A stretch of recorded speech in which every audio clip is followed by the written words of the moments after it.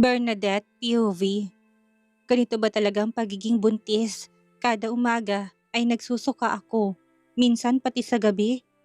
Kailangan ko na yatang magpatingin sa doktor para maresetahan ako ng gamot sa pagduduwal. God, ano nang gagawin ko kapag nahalata ang tiyan ko? Hindi kaya kami mapahamak ni baby ngayong ayaw ng amo ko na mag-demand ako sa kanya? Isa pa, nandito ng fiancé niya. Ayoko namang masira sila at baka mas lalo magalit sa akin ng amo ko. Baka isumpa niya ako. Kausap ko sa sarili ko. Malalim akong bumuntong hininga. Nagayos na ako sa sarili ko at magtatrabaho na upang hindi na naman mabulyawan ng amo ko. Pagpasok ko sa kusina, nakita ko si Manang naabala sa ginagawa sa kusina. Magandang umaga po, Manang. Bati ko pagkapasok ko sa kusina. Magandang umaga rin sa'yo, Iha.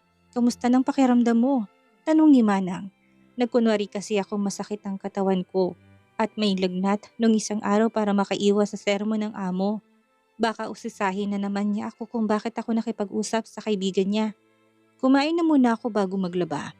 Yun na lang ang unahin ko bago magwalis sa swimming pool. Patapos na ako sa kinakain ko nang may pumasok sa loob ng kusina. Nagulat ako nang makita kong magkasintahan. Sweet na sweet sa isa't isa. Lihim ako na pasimangot. Bumati na muna ako sa kanila bago nagtungo sa lababo para hugasan ang pinagkainan ko. Magalang ako nagpaalam sa kanila bago lumabas ng kusina. Mukhang mabait naman ang babae dahil nakangiti itong tumango sa akin. Pero hindi ko pinansin si sir na matiim na nakatingin sa akin. Mabilis lang ako naglaba kaya pumunta na ako sa may pool. Pero nagulat ako na madatnan ko doon ang amo ko. Ano na naman ba ang ginagawa niya dito? Lahat na lang ng parte ng mansyon na ito na nililisan ko. Nandun siya. Tapos bigla na lang niya akong pagagalitan. Napalingon siya sa aking gawi at matalim na naman na nakatingin sa akin.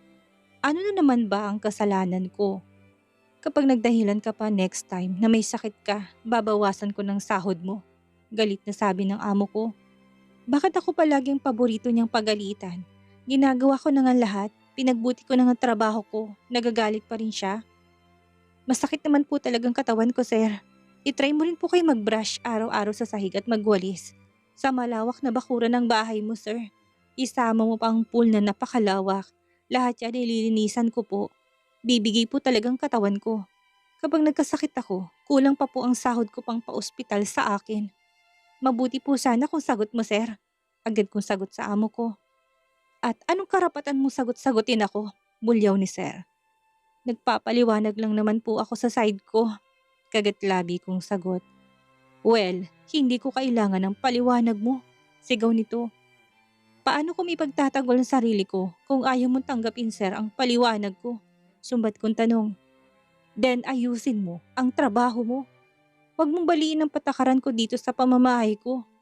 Heto na naman siya. May regla at galit na naman. Dapat nga masaya siya kasi nandito ng kasintahan niya. Bakit ako pang gusto nitong pagalitan din at sigawan? Grabe siya, bias sa gusto lang nitong pagalitan. Ako na buntis, hindi naman masungit. Hindi rin gaano naglilihi. Lahat ng pagkain gusto ko. Matakaw lang ako kaya sumusuka ako kapag nasubrahan ang katawan ko. Hindi ko pa rin nakakalimutan kung paano ka ngumiti sa kaibigan ko. Siya na naman bang inaakit mo ngayon, ha? Pang-uuyam ng amo ko. Wala po akong ginagawang kalandian sa kaibigan mo, sir. Hindi po ako malandi. Sa ating dalawa, sir, ikaw ang malandi. Sagot ko at pinagtanggol kong sarili ko. Hindi? Kung makangiti ka nga, akala mo naman magugustuhan ka ng kaibigan ko. Sinabihan na kita na huwag kang makikipag-usap sa mga bisita ko. Pero ang tigas na mukha mo na baliwalain ang mga patakaran ko dito, sigaw niya. Nagtanong lang po siya kung nasaan ang toilet. Naging magalang. I don't care. Rules are rules. And you always break my rules, damn it. Ang tigas na ulo mo. Frustrated pa nitong Saad. Ano bang ikinagagalit ng amo ko? Ang hirap niyang espelingin. Parang batang nagtatampo. Ako ang nahihilo sa kanya eh. Hindi ko na po alam kung ano pang dapat kong gawin dito sa pamamahay mo, sir. Ginagawa ko naman ng mabuti ang trabaho ko.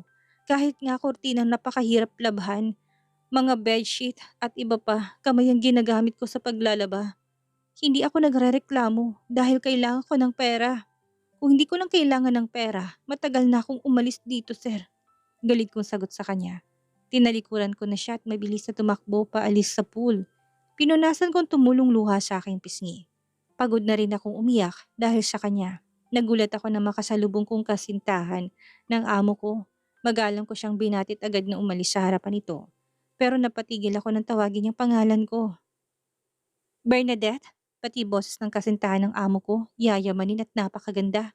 Wala talaga ako sa kalingkingan sa kasintahan ng amo ko. Kaya nanliliit ang sarili ko nang makita ko na tuluyan ang kasintahan ng amo ko. Ano po yun, ma'am? Tanong ko kagad. You okay? Ang lambing pa ng boses. Opo, tipid kong sagot sa kanya. Tiris raw ang pangalan niya, yun ang sabi ni Manang. Have you seen Vincent? Malumanin niyang tanong. Hindi po, ma'am. Pasensya na, pagsisinungaling ko. Okay, thanks. Ngiti nito at iniwan niya na ako nakatulala sa kanya. Ang ganda naman kasi talaga niya. Kwento ni Manang, model raw ito at sikat sa ibang bansa. Bagay nga sila ng amo ko. Wala akong pakialam. Sagot ng isip ko. Hindi ko na kayang bigat na nararamdaman ko. Tumawag ako sa kaibigan ko at nagkwento tungkol sa problema ko. Pero hindi ko kailanman sasabihin ang tungkol sa pinagbubuntis ko. Friend, ano dapat kong gawin? Simula ko. Bakit? Sinaktan ka ba ng amo mo? Ito kagad ang tanong niya na parang gusto niyang saktan ako ng amo ko. Hindi naman. Nahihirapan na kasi ako sa trato niya sa akin. Lahat ng sahig sa mansyon, pinapabrush niya sa akin. Pati sa garage ng sasakyan niya. Hindi na kaya ng katawan ko. Reklamo ko sa kaibigan ko. Alam mo na dapat ang sagot dyan sa hinaing mo sa akin, bebang. Ayaw mo lang sigurong malayo sa amo mo dahil mahal mo siya? Naku, sinasabi ko sa'yo. Gulo ang ginagawa mo, mariin niyang sabi. Ayaw ko kasing umuwi sa lugar natin. Kung aalis ako dito, saan ako pupunta? Saan ako maghahanap ng ibang trabaho? Ngayon wala naman akong kakilala dito sa Manila. Malungkot kong sabi. Mas mainam na umuwi ka na lang sa probinsya, bebang. Mas safe ka doon kaysa mamalagi ka pa dito sa Manila. Sagot naman ito. Safe? Pagka kong tumawa. Kailan pa ako naging safe sa atin, Jinky? Kung makachismis sila sa pagkatao ko, akala mo pinapakain nila ako. Never forget kung paano nila alipustahin ang pagkatao ko. Balang araw, makakarma rin sila. Hindi man ngayon, pero soon. Sigad ng bahala sa kanila. Gigil kong sambit. Kung wala ka namang ginagawang mali at alam mo sa sarili mong malinis ka o nagmamalinis ka, walang dahilan para magpaapekto ka sa sinasabi ng tao.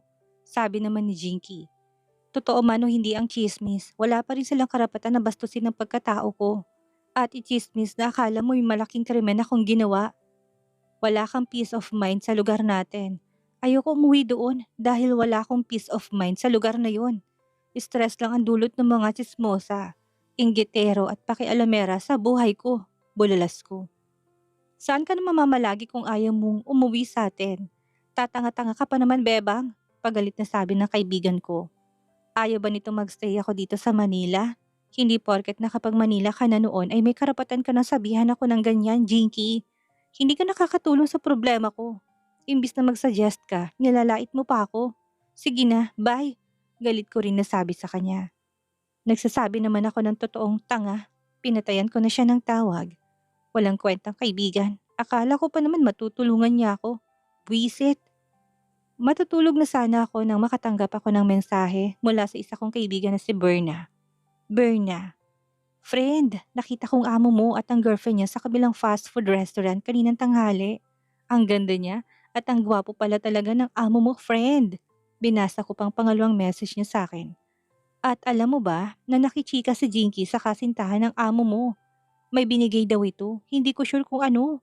Naku, sinasabi ko sa'yo, friend. Ng pinsan mo ha, inggitera at mahilig manira.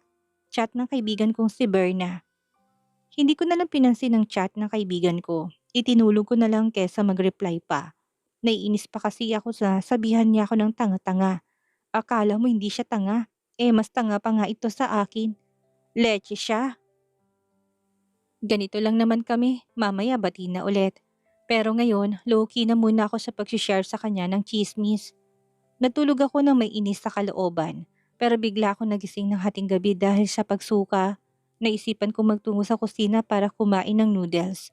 Kahit nangihina at inaantok, nagtungo pa rin ako sa kusina para pagbigyan ng sarili na kumain ng noodles. Excited na ako makakain, parang hindi ako nakakain ng noodles. Pero pagdating ko sa kusina, napatda ako sa nakita. Naghahalikan lang naman ang amo ko at ang kasintahan nito na halos dito na sila sa kusina magtalik. Ang lawak ng kwarto ng kasintahan niya. Bakit pa sila dito sa kusina maglalampungan? Napasinghap ako sabay tutup sa labi ko nang magawi ang paningin ng amo ko sa gawi ko. Napaatras ako na magtamang aming mga mata. Kakaibang tingin nito sa akin na nagpainit sa katawan ko. Ha? May ganito rin palang pakiramdam? Tanong ng isip ko. Bago pa ako makita ng kasintahan niya, mabilis akong tumalikod at bumalik sa kwarto ko. Naluha na lang ako na hindi ko namamalayan. Hindi ko alam kung dahil ba sa nagsiselos ako o dahil hindi ako nakakain ng noodles. Pisti, inis ko nang nahiga sa kama ko. May kwarto naman kung bakit sa kusina pa nila gustong magkalat ng kalandian. Tangina talaga, hindi tuloy ako makatulog dahil sa eksenang nakita ko. Ang noodles ko, masamang loob na sambit ko.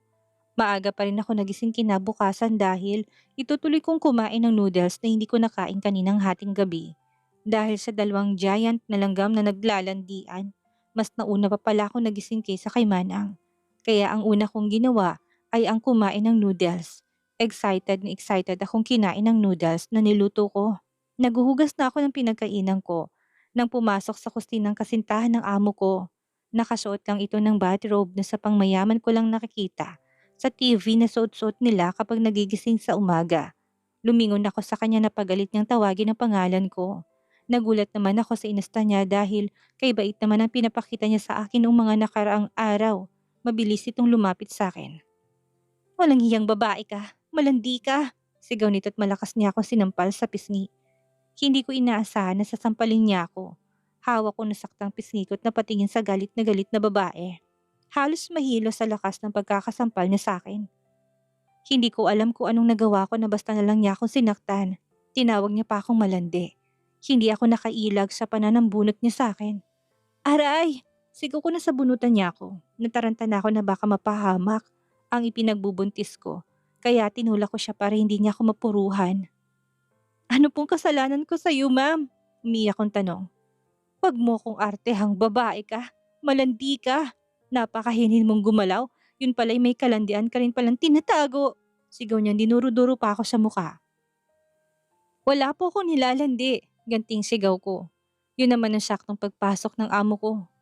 What is happening here? Namutla ako pagkakita ko sa amo ko. Napalingon ako sa kasintahan niyang war freak pala. Kita kong pagkurot niya sa pisngi niya. Honey, she hurt me.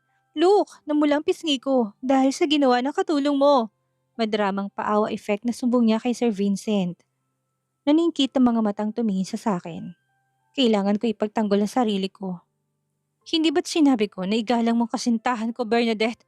Galit na sigaw ng amo ko. Siya pong nanakit sa akin, sir. Hindi ko alam kung anong dahilan ng pananakit niya sa akin nang basta na lang niya akong sinampal. Sagot ko na kinakabahan. Kaya ko to.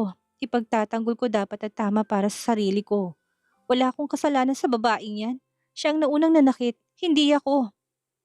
Sinungaling kang malandi ka, sigaw ng kasintahan ng amo ko. Nagsasabi po ako ng totoo, sir. Naghuhugas po ako ng tawagin niyang pangalan ko. Tapos bigla niya na lang akong sinampal. Kita namang namumulang pisngi ko, hindi ba? Pagtanggol ko pa sa sarili ko. Sana maniwala ka sa akin, sir. So paano mo maipapaliwanag ang namula kong pisngi babae? Look, honey, it's hurt. Kunwari naiiyak ng sambit kay Vincent. Sinaktan ng sarili, tapos ako may kasalanan? Magaling na magdramang bruha, sabi ng isip ko. Pak! Hindi ko inaasahan ang ginawa ng amo ko. Gulat ako na patingin sa kanya na kahit siya'y nagulat din sa pananampal niya sa akin. Hindi ko mapigilan na umiyak sa harapan nilang dalawa. Ngiting tagumpay yarn. Patutsada ko sabi sa babae. Wala na akong pakialam kung magmukha na akong bastos. Umisi lang ang babae at sumama naman kagad ang mukha ng amo ko na kanina lang ay mukhang nagsisisi sa ginawa. Ang ginawa ko lang sa'yo ay ang itulak ka dahil sa pananambunot mo sa akin. Tapos ngayon, nakita mong papasok sa loob ng kusina ang boyfriend mo. Kinurot mong pisngi mo para mag-astang biktima at ako ang nanakit. Kahit kita naman sa mukha ko at sa buhok ko na napananampal at pananabunot mo, ako pa rin ang mali. Nasasaktan ako sa nangyayari. Tama na. Hindi pa ba siya patang ebidensya ha?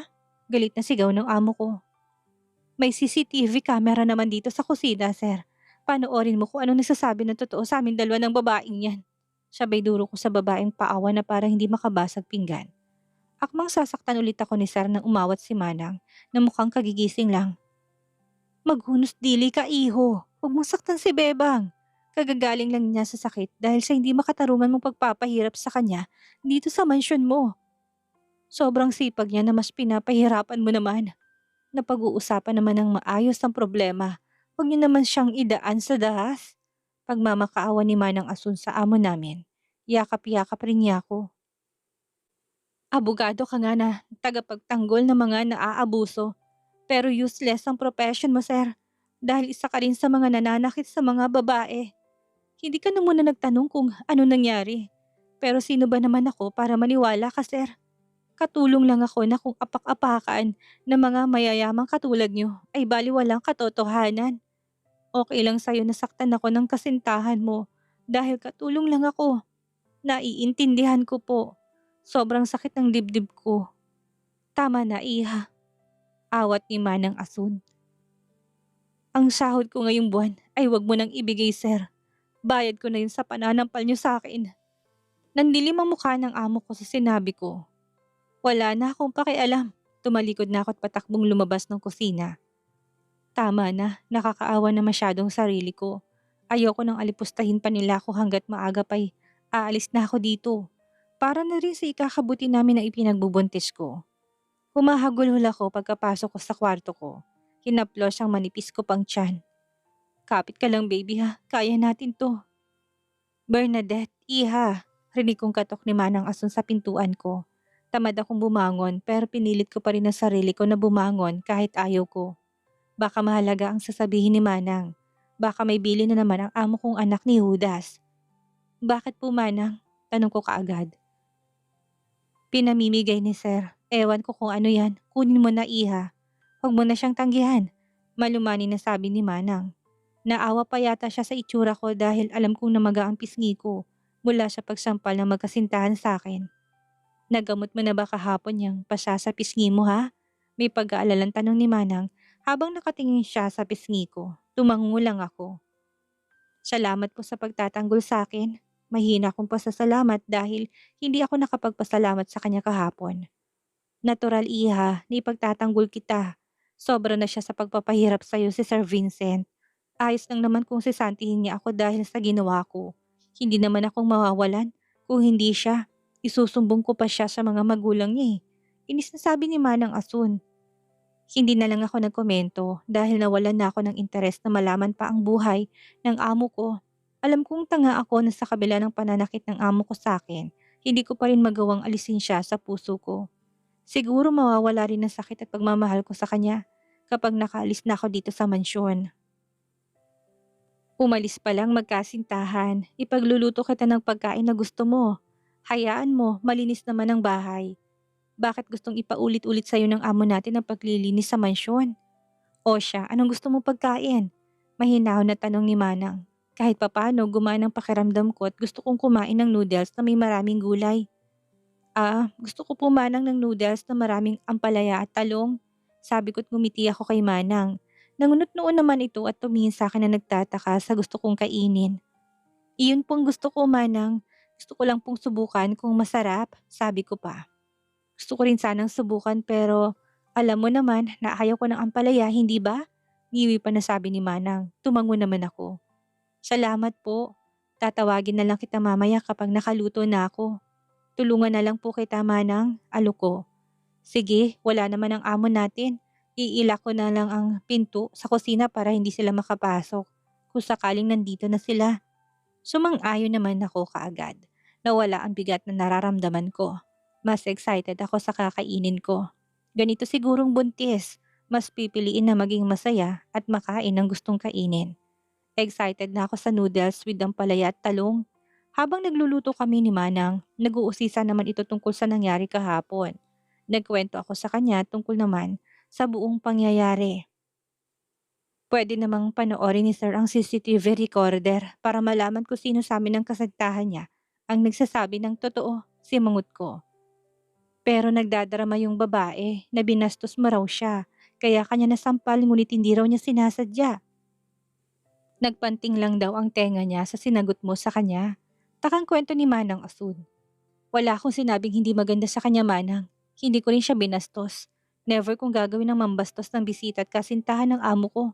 At kahit sino pa, kahit sa simpleng buhay lang kami, respetong uunahing tinuro sa amin ng mga magulang namin. Hindi ko magagawang sinasabi ng kasintahan ng amo natin. Sagot ko kaagad. Pero namutla talagang pisngi niya, iha. Gumanti ka raw sa pananampal niya. Sabi ni Manang, pagkakakong natawa. Sinungaling yun, Manang. Yung kasintahan ni Sir. Pagpasok ni Sir sa kusina, nakita kong lihim niyang kinurot ang pisngi niya. Ginawa niyang tangang sarili niya. May pinag-aralan naman siguro sila. Alam naman siguro nila ang tamang pagtatanong kung may kasalanan akong nagawa. Hindi yung sisigawan ka kaagad at sasampalin. Hindi nagsisinungaling ang CCTV camera, Manang. Makikita doon ang nangyari. Hindi ako nagsisinungaling. Nagsasabi ako ng totoo. Sabi ko pa. Sumama naman ang loob ko sa kwento ng babaeng yun. Masira lang ako sa amo ko. Sira ulo bang babaeng yun? Naniniwala ko sa iyo, iha. Napaka-prangka mo magsalita. Hindi ka natatakot na ipahayag ang nararamdaman mo. Lalo na sa gusto mong sabihin. Gusto ko ngang matawa sa sinabi mo kahapon. Na-offend pa yata ang magkasintahan sa sinabi mo. Ikaw na nagbayad sa pananakit nila sa'yo. Sabay tawa ni Manang. Natawa rin ako nang maalala kong sinabi kong yon. Masaya na kaming kumakain ni Manang Asun. Fried rice ang kanya at ako naman ay yung request ko na noodles. Nanghingi pa ako sa sinangag niya dahil marami naman tong naluto. Pansin ko tumataba ka, iha.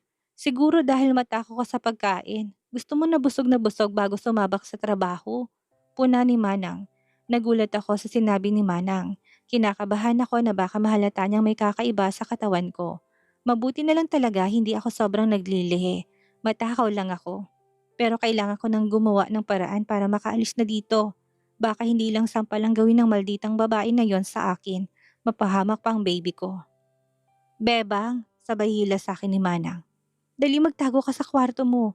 Huwag na huwag mong bubuksan ang pintuan mo kahit na ano pang mangyari. Mariin na bilin ni Manang. Kahit ako'y nagtataka. Sinunod ko ang bilin niya para na rin sa kaligtasan naming dalawa ni baby. Bakit po, Manang? Tanong ko. Mamaya ka na magtanong. Pumasok ka na sa loob. Tinulak pa niya sa akin yung baso sa loob ng kwarto ko. Natataranta rin itong hindi ko mawari. Mamayang gabi, magpapatulong na ako kay Manang na umalis na dito. Kahit hindi na ibigay ang sahod ko. May saktong ipon naman ako sa bangko. Ayoko na magpaalam pa. Ang gusto ko ay tumakas na lang dito. Masyado na akong stress dito. Baka mapahamak pang pinagbubuntis ko. Uwi na muna ako sa lugar namin pansamantala. Para na rin sa ikakabuti naming mag-ina. Sana hindi magagalit si tatay at nanay kapag nalaman nilang buntis ako. Tumatawag ang ina ni Kay, yung batang may kaso ng pangmomolestya. Kamusta ta kaya hearing? Hanggang ngayon hindi pa rin ba nalulutas ang kaso? Tanong ko sa sarili. Sinagot ko ng tawag para masagot ang katanungan ko sa sarili. Pero bago ko pa masagot ang tawag, may kumalabog na sa labas ng pintuan ng kwarto ko. Kinabahan akong bigla. Mabuti na lang naila kong pinto. Hinila ko na munang Durabox cabinet para iharang sa pinto. Wala lang, trip ko lang. Baka mabuksan nila ang pinto. Mahirap na, baka saktan na naman nila ako. Islap one sa malditang babae at islap one sa abogadong lalaki. Tama na yun. Enough is enough. Ika nga nila. Ayokong gawin nilang slapbag ang mukha ko kahit na may sumisigaw sa labas at sinisigaw ang pangalan ko. Wala akong pakialam. Bahala kang mamaos dyan na babae. Sinungaling ka na nga, maldita at war freak ka pa. Ganda lang ang meron sa'yo, Therese. Pero ang pangit na ugali mo, sambit ko. Binaliwala akong pagkalampag niya sa pintuan. Kapag sumakit ang mga kamay mo, huwag mo sanang isisi na naman sa akin. Ako nang tumawag sa ginang. Gusto ko rin kamustahin ng bata. Hello, Bebang. Mabuti tumawag ka. Kamusta ka na? Hello po. Ayos lang po ako. Kamusta na si Kay? Ano na palang balita sa kaso niya, madam? Tanong ko. Yan ngang ibabalita ko sa'yo, Bebang. Nanalo kami sa kaso. Marami na rin palang anomalya ang ginagawa sa lungsod ng baksayan ng alkalde. Maraming naglabasang reklamo at hindi lang ang anak kong nagawa niya ng kababuyan. May naghahasa na rin pala ito na dating worker niya. Maraming hawak na report at ebidensya si Atty. De La Burgos. Kaya naipanalo natin ang kaso, Bebang. Masayang-masayang pagbabalita ng ginang sa akin. Masaya po ko para kay Kay at sa inyo na rin, Madam. Salamat at hindi kayo sumuko para sa karapatan at katotohanan. Magdoble ingat na lang po kayo palagi. Ramdam ko ang saya sa boses niya. Nakipagkwentuhan pa ako kay Kay bago ako nagpaalam. Kinagabihan, pinapasok ko si Manong Asun sa kwarto ko. Sinabi kong bala kong gawin. Nalungkot ito nang sabihin kong aalis na ako dito. Ayaw pa sana niya akong payagan pero nagdahilan ako. At sinabi ko na ayaw ko masaktan muli at makarinig ng mga masasakit na salita at paratang. Mag-iingat ka ha. Tumawag ka sa akin kapag nakarating ka na sa inyo. Lagi mo akong tawagan dahil sigurado akong sobrang namimiss kita, Bebang. Naluha ng matanda. Niyakap ko ito ng mahigpit. Nagpatulong kami kay Manong Dudong na makalabas dito sa mansyon. May sarili siyang sasakyan sa loob ng mansyon kaya yun ang ginamit namin para makalabas ako. Nalaman ko rin si Manong Dudong pala ang boyfriend ni Manang Asun. Nagyuko ako para hindi ako makita ng mga bodyguards at security guard ni Sir. Baka isumbong ako. Malay natin, imbis na sa labas lang ng exclusive subdivision nila ako ihatid, nagpumilit silang ihatid na nila ako hanggang sa bus terminal. Ano bang nangyari, Bebang, at tumatakas ka? Usisa ni Manong Dudong. May nagawa ka bang ikinagalit ng amo natin? Dagdag na tanong niya. Kailangan ko lang pong umiwas para wala ng problema at hindi na ako makakarinig ng masasakit na salita mula sa amo natin at sa kasintahan niya. Sagot ko. Mukhang mabait naman ng babae. Pero mukha lang pala, maldita pala talaga siya. Sayang at ang ganda pa naman niya. Sabi naman ni Manang Asun, mas maganda para sa akin si Bebang. Simple pero may dating.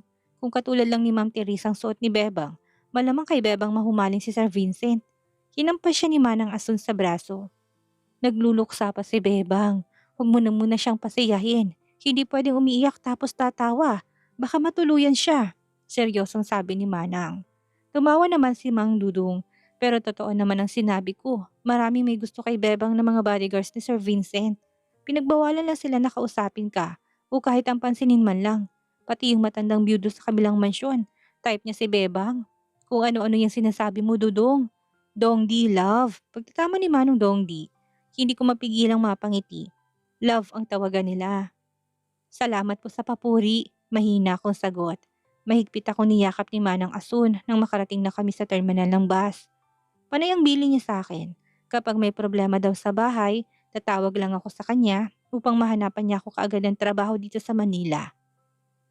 Nagpasalamat na muna ako bago pumasok sa loob ng bus. Nag-emotional ako at masakit para sa akin ang desisyong ito dahil sigurado kong hindi ko na makikita ang lalaking unang minahal ko ng totoo. Heto't nasasaktan na naman ako. Bahala na kung anong mangyayari sa akin sa lugar namin. Bahala na kung anong sasabihin sa akin ng amo ko. Huwag naman sana niya akong kasuhan dahil may utang pa ako sa kanya. Sana huwag siyang magalit sa ginawa kong pag-alis nang walang paalam.